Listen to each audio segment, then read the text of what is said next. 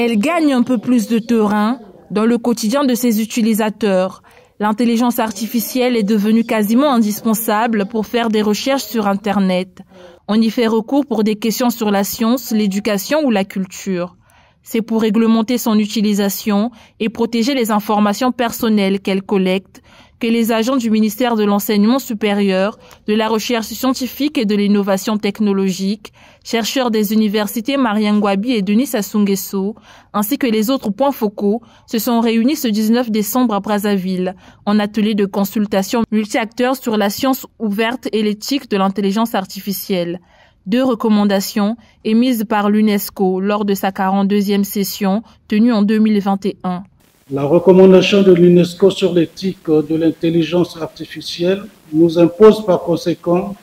l'exigence d'une gouvernance responsable et de l'évaluation de l'impact de ces technologies sur nos sociétés. Dans notre pays, engagé dans la mise en œuvre du projet d'accélération de la transition numérique,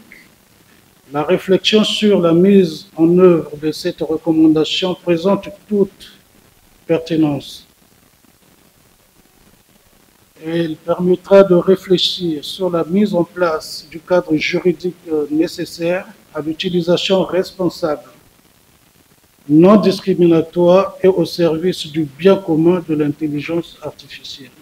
Concernant la science ouverte, il s'agit pour la République du Congo de se mettre au niveau international. Cette ouverture consistera pour les Congolais à pouvoir disposer en temps réel des résultats des travaux des autres chercheurs des 4 coins du monde, avec la possibilité de les approfondir, de les utiliser pour d'autres travaux et aussi de divulguer les leurs sur les différentes plateformes légales. La science ouverte, telle que promue par la recommandation de l'UNESCO, repose sur les principes fondamentaux de transparence, de partage, de collaboration et d'accès équitable aux connaissances scientifiques. Elle constitue donc une opportunité pour notre pays qui dispose d'une politique générale de l'enseignement supérieur et d'une politique nationale en matière de sciences, de technologie et d'innovation, et qui vise à développer l'enseignement supérieur et la recherche scientifique et à soutenir la diversification et la résilience de l'économie nationale en vue de répondre aux multiples défis de notre temps, améliorer l'accessibilité aux données scientifiques et techniques, en particulier pour nos chercheurs et enseignants-chercheurs,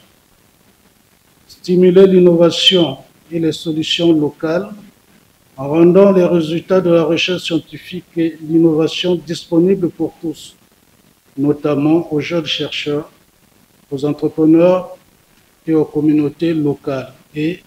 créer un environnement propice à la collaboration scientifique internationale, intégrant nos chercheurs dans les réseaux internationaux de partage des données. Un rapport national sur la mise en œuvre de ces 2 recommandations sera rédigé à l'issue de cet atelier. Il servira de repère sur les sujets de respect des droits de l'homme en vue de mettre à jour le cadre juridique en rapport avec la protection des données personnelles des citoyens congolais.